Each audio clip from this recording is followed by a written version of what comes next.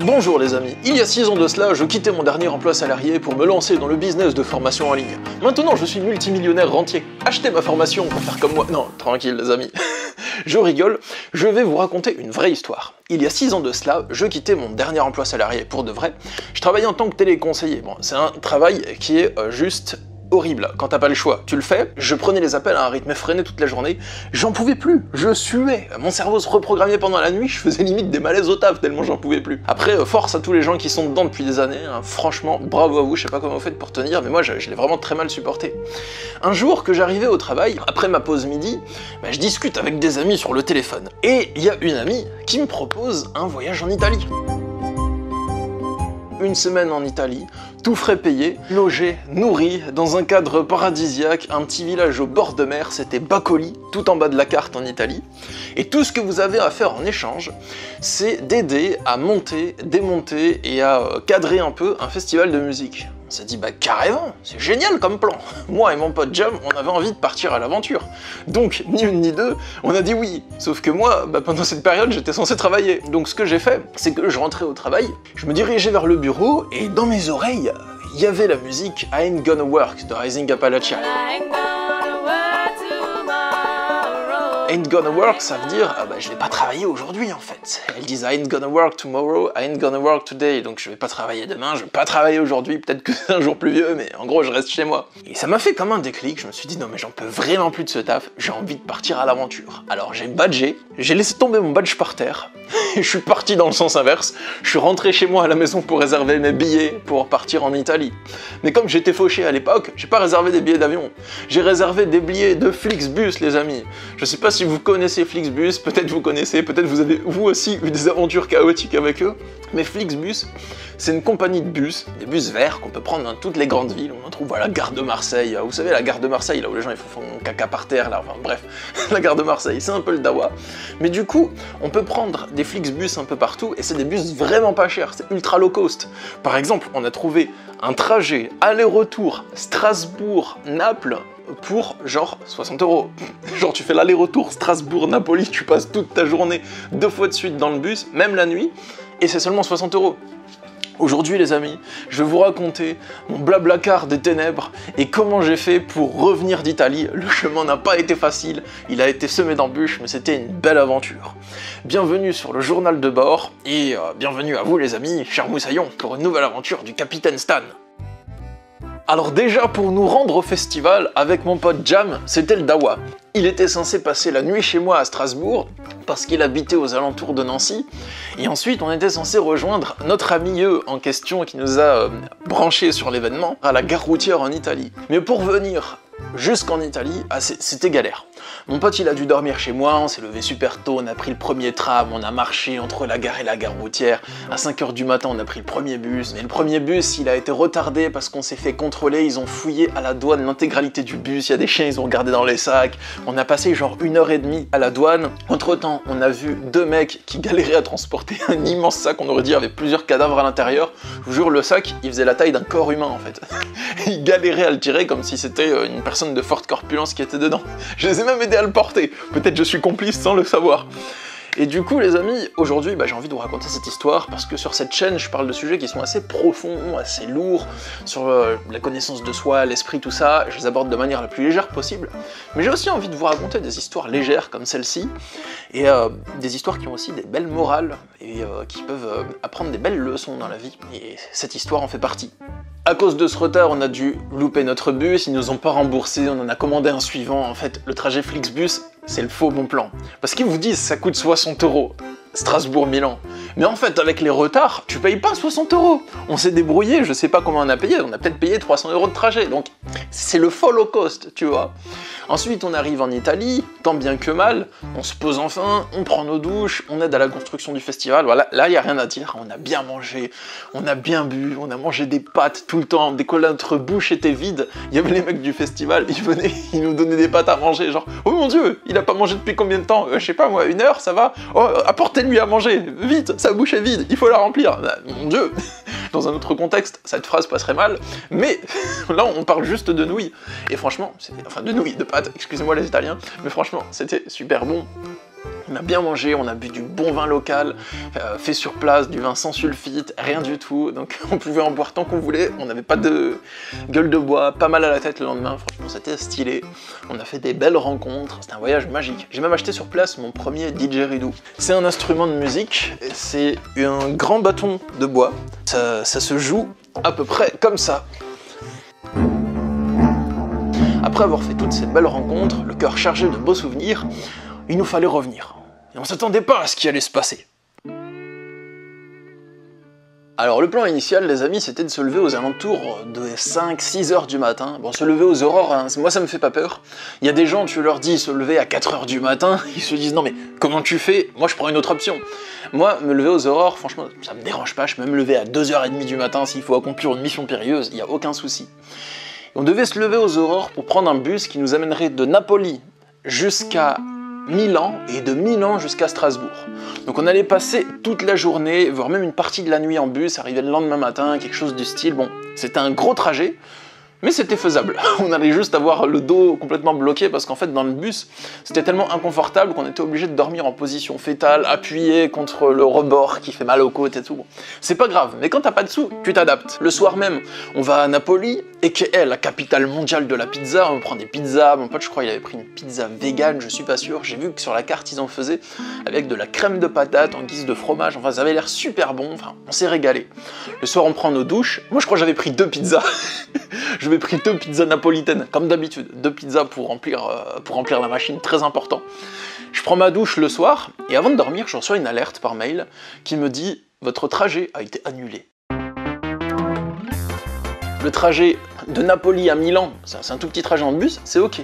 Mais le trajet Milan, en bas de l'Italie, jusqu'à Strasbourg, en haut de la France, il était tout simplement annulé. Ils ont dit, si vous voulez, on peut vous offrir celui qui est dans 48 heures. On devait trouver de quoi se loger sur place pendant 48 heures. Pour nous, c'était inconcevable. On était genre à sec, financièrement. Moi, je venais de quitter mon taf, comme je vous ai dit, donc il fallait vraiment que j'économise. J'avais même pas encore de droit au chômage à ce moment-là. Et pour mon pote, bah, c'était pareil, il fallait qu'on fasse attention à notre situation financière. Pour nous, c'était inacceptable, inconcevable. Donc il nous fallait trouver une solution. Je me suis dit, bah, je vais terminer de prendre ma douche. Peut-être j'aurai une idée. Et sous la douche, j'ai eu une illumination. Je me suis dit, mais attendez, je sais pas pourquoi, mais j'ai ramassé un carton tout à l'heure dans la rue, je sais plus pourquoi j'avais ce carton dans le sac. Mais je me suis dit, j'ai un morceau de carton dans mon sac, je sais plus pourquoi je l'ai, mais j'ai aussi un marqueur que j'avais acheté pendant le voyage. J'ai vu ça comme un signe de l'univers. J'ai un bout de carton plus un marqueur. Qu'est-ce qu'on peut faire avec un carton et un marqueur? On peut faire de l'autostop. Et j'ai vu ça comme une révélation. Tout s'est éclairci. Je me suis dit, ok, on va faire Milan-Strasbourg en autostop. On est des guerriers ou on l'est pas? Mon pote, il m'a tout de suite fait redescendre, il m'a dit non Stan, il n'y a pas moyen, on abandonne ce plan, ça ne marchera pas. Après c'est vrai, je le comprends, Milan-Strasbourg en autostop, franchement les amis, c'est la dèche. C'est même pire que la dèche, c'est le Bangladesh. Qu'est-ce qu'on a fait au final? On a cherché sur tous les sites de bus, il n'y avait pas de trajet.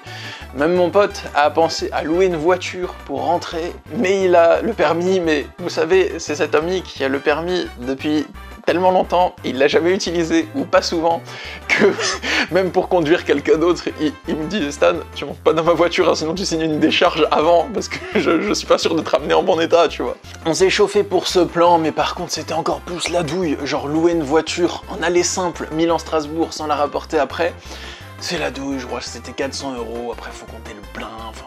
Bref, il nous fallait une autre solution, donc on a commandé des billets d'avion pour rentrer. On était vraiment à la dèche, on économisait limite pour s'acheter chaque repas. C'est pour ça que j'insiste là-dessus, pour que vous compreniez que dans nos choix, on prend vraiment en compte le facteur financier à ce moment-là. Limite, chaque euro compte, et on en a déjà perdu assez comme ça avec le Flixbus qui nous a fait un faux plan de l'aller. Donc notre dernier plan était le suivant. On aurait une journée pour prendre le bus de Napoli jusqu'à Milan. Une fois arrivé à Milan, nous devrions prendre un autre bus qui nous amènerait jusqu'à Pise. Et arrivé jusqu'à Pise, nous devrions prendre notre avion censé nous ramener à l'aéroport de Paris. Et une fois arrivé à l'aéroport de Paris, c'est là que commencerait l'aventure parce qu'on devrait trouver un covoiturage censé nous ramener chez mon pote et le tout à temps pour que je puisse prendre le bus qui était censé nous ramener de Nancy à Strasbourg. Et ça, c'était la mission. Et dans mon esprit, naïvement, j'ai cru que je pourrais mener cette mission à bien en un seul jour. Mais ça s'est pas du tout passé comme ça. En gros, le premier bus, Napoli-Milan, pas de souci, Milan-Pise, pas de souci. En arrivant à Pise, eh bien, on devait prendre l'avion. Entre-temps, il y a une fille que j'avais rencontrée sur le festival qui est venue nous rejoindre pour nous dire au revoir. Et franchement, c'était cool, émotionnellement, c'était vraiment sympa. On dirait que ça avait débloqué des choses en moi, parce que c'est un moment où j'avais peut-être certains blocages émotionnels, et ça m'a permis de libérer des choses à ce moment-là. Ça m'a fait du bien. Émotionnellement, je sens que sur le trajet retour, je me sentais bien, je me sentais plus allégé. À l'aéroport, c'était cool, on s'est posé jusqu'à ce qu'il nous chasse, on a passé une partie de la nuit dehors. J'ai joué du didgeridoo avec mon pote au beau milieu de la nuit, bon ça caillait, on avait sommeil, mais c'est pas grave. Franchement, les aléas du voyage comme ça, des fois c'est inconfortable. Des fois on se sent mal physiquement, on a envie de se laver, on a envie de se brosser les dents, on a envie d'être dans un confort, mais à la fois c'est inconfortable sur le moment, mais ça fait des beaux souvenirs après, ça fait des beaux souvenirs qui restent pour toujours dans le cœur, et moi des souvenirs comme ça, j'ai la chance d'en avoir, et j'ai envie de m'en créer d'autres. Et dans les retraites spirituelles, dans d'autres projets de voyage que j'ai, et j'adore les souvenirs comme ça. Bon, rassurez-vous, dans les retraites que j'organise, il n'y a pas de plan galère comme ça, c'est cool, tout va bien. Du coup, on peut enfin prendre notre avion, je passe mon baptême de l'air, j'ai pris quelques photos sur place, je vous les fais défiler à l'écran, parce que c'est la toute première fois que je prenais l'avion. L'avion a décollé, j'ai dormi. Pendant que l'avion décollait, je me rappelle, je me suis endormi, et je me suis réveillé dans ma bave, avec les traces du hublot sur la tête, au moment où l'avion a atterri. Donc je me souviens plus du trajet, je me souviens juste que j'ai décollé et que je me suis réveillé à l'atterrissage. Arrivé sur place, on arrive à l'aéroport de Paris. On attend notre covoiturage, qui est censé venir, je sais plus à quelle heure, je crois que c'est à 14 h, un truc comme ça. Pendant ce temps, je vais dans un kebab pour lui demander si je peux faire pipi, dans ses toilettes. Le mec, il me regarde, avec le même regard que Dark Vador, un regard vide, en effet, et il me dit, ça fera 5 €. Je lui dis, ah, c'est drôle. Vous savez, la blague, quand on demande quelque chose à quelqu'un, il fait, ouais, ça fera 5 €. Après, vous rigolez jaune parce que c'est pas drôle. Du coup, il dit, non, ça fera vraiment 5 €. Je lui dis, ah non, c'est bon, je vais partir de vos toilettes. Il dit, non, c'est bon, vas-y maintenant. Ensuite, on a attendu notre covoitureur, je sais plus s'il a 1 ou 2 heures de retard. Il s'appelait Modou. Modou, c'était un mec tout grand, il devait faire genre dans les 2 mètres presque. Et il faisait covoiturage avec un petit gars à côté de lui. Et je sais pas quelle était leur relation, s'ils étaient amis ou s'ils étaient associés en affaires, mais j'avais trop l'impression qu'ils dealaient des trucs ensemble, que c'était pas très net tout ça. Et Modou, il allait sur l'autoroute, il a mis 1 heure déjà à sortir de Paris. Et une fois qu'on arrive à l'extérieur de Paris, il s'arrêtait limite à toutes les aires d'autoroute, il prenait des sandwichs, il se posait avec son pote, il écoutait de la musique, nous on lui disait « Mais frère, on a commandé un bus pour que je puisse rentrer chez moi, il faut que tu te dépêches !» Le trajet, on était censé, je crois, arriver à 17 h, faire Paris-Strasbourg à 17 h, de 14 h à 17 h si je me trompe pas. Mais on est arrivé genre à 20 h 30, 21 h. J'ai raté mon bus qui devait m'amener, donc j'ai encore dépensé des sous pour acheter un autre bus le lendemain, parce que je l'ai raté par ma faute. Donc le trajet, en vrai, Flixbus, c'est un faux bon plan les amis. Sur papier il est marqué genre 64 €, mais en vrai on a dû dépenser, je sais pas, peut-être 200, 300 € par personne, un truc comme ça. Et quand je vous disais que cette histoire, elle était censée apporter une belle leçon, eh bien c'est là que la leçon arrive. Parce que on dirait que tout l'univers a conspiré pour me faire rater mon bus, et pour me faire ne pas rentrer chez moi, ne pas pouvoir rentrer chez moi de Nancy à Strasbourg, pour que je sois obligé d'être hébergé par mon pote Jam en question, avec qui on a fait tout le trajet. Regardez bien comment les choses se sont goupillées en cette faveur. Déjà, mon premier bus, il est annulé, directement. Ensuite, il y a le covoitureur des ténèbres. Le covoitureur des ténèbres, il est arrivé en retard, puis il conduisait lentement, puis il s'est arrêté à tous les stops possibles pour manger avec son pote. Et ensuite, il nous a fait rater le dernier bus. Donc j'ai raté aussi le dernier bus. De sorte que j'étais obligé de dormir chez mon pote, ou de réserver un hôtel. Mais mon pote, ce qui s'est passé, c'est qu'il m'a proposé de dormir chez lui le soir. Il a dit, bah écoute, tu peux pas rentrer, dors chez moi. Et chez lui, on s'est aperçu de quelque chose. On s'est aperçu qu'il avait une chambre vide, parce qu'il habitait dans un grand appart avec plusieurs chambres. Et sa chambre vide, il cherchait quelqu'un pour la louer en colocation pendant 1 mois et demi. Du moins, ça l'aurait arrangé. Ça aurait arrangé sa mère, justement. Et moi, je cherchais un logement pour occuper pendant 1 mois et demi, à exactement la même période, parce que j'avais déposé mon préavis pour quitter le logement que j'occupais avec mon ex-compagne, parce qu'on s'était séparés. Et donc, j'avais déposé mon préavis, Et j'avais réservé un appartement au Cap d'Agde qui était prêt seulement en septembre. Du coup, entre mi-juillet et début septembre, j'avais à peu près 1 mois et demi de battement. Et il me fallait trouver une solution de logement. Et il se trouve que lui, ça l'arrangeait que je loge dans son logement pendant 1 mois et demi, exactement le même mois et demi. Et ça, on s'en serait pas rendu compte si j'avais pas loupé tous mes bus, tous mes avions, tous mes trains possibles de cette manière. On dirait vraiment que les synchronicités ont tout arrangé. Et en plus, le blablacar que j'ai pris pour rentrer de Nancy à Strasbourg le lendemain matin, c'était un monsieur, je sais plus comment il s'appelle, mais je me souviens qu'il avait je crois qu'il s'appelait Diego, et il avait une très belle moustache, je me rappelle, et ce monsieur, il avait fait le chemin de Compostelle, et ensuite, par la suite, mon ami en question, je lui ai raconté ça, et par la suite, il a aussi fait lui-même, plusieurs fois de suite, le chemin de Compostelle, et donc je trouve qu'il y avait beaucoup de signes, beaucoup de coïncidences, beaucoup de conspirations en notre faveur de la part de l'univers, et au final, c'est une très belle histoire, parce que mon ami Jam et moi, on est devenus amis grâce à ce voyage, justement, et maintenant, on est encore amis aujourd'hui. Et j'ai vécu une très belle aventure de vie qui restera pour toujours dans mon cœur. Donc la moralité de cette histoire, les amis, c'est que des fois, il y a des trucs qui se passent, qui semblent capoter dans votre vie, des choses qui semblent s'effondrer autour de vous de la manière dont vous ne souhaitez surtout pas que ça se passe, mais au final, c'est pour vous offrir de belles choses. Et puis des fois, il faut aussi persévérer pour obtenir ce qu'on veut. Mais dans certains cas, l'univers conspire en notre faveur en nous donnant l'impression de ne pas le faire. Et une autre morale de l'histoire que je souhaite vous partager, c'est: si vous avez envie de faire un beau voyage, si vous avez envie de faire des choses dans votre vie, eh bien, je vous encourage de les faire. Si vous sentez que quelque chose allume votre âme et vous appelle intérieurement, eh bien, je vous encourage à le faire, parce que après ça vous fait des beaux souvenirs. Et peut-être sur le moment, vous avez un peu peur, vous regrettez un peu, mais une fois que vous l'avez fait, eh bien, vous vous rendez compte que c'est pour le meilleur au final. Donc les amis, si vous aussi vous souhaitez vivre une belle aventure, vous pouvez le faire de votre côté, mais aussi sachez que je propose des retraites spirituelles. Et les retraites sont des voyages.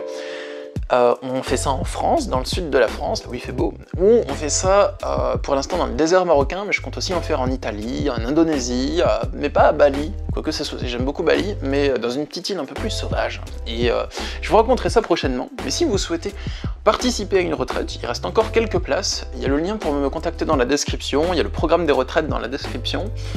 Les retraites, ce que ça va vous apporter, c'est une belle aventure humaine, c'est de la résolution des problématiques auxquelles vous faites face, de l'avancement dans vos réflexions, dans vos pistes de réflexion du moment. Ça va vous apporter des belles rencontres et des souvenirs qui resteront pour toujours dans votre cœur. Voilà les amis, moi je serais heureux de partager ça avec vous si vous le souhaitez. Je vous dis à bientôt pour de prochaines aventures sur le journal de bord. Abonnez-vous si ce n'est pas déjà fait et je vous envoie plein d'énergie positive. Au revoir. À chaque souffrance intérieure que j'ai vécue, j'ai pu trouver une solution définitive. Chacune de ces solutions m'a permis de déjouer le mécanisme psychologique qui produit la souffrance, qu'il s'agisse de l'angoisse, de la culpabilité, de la colère, de la tristesse, du doute ou de la dépression.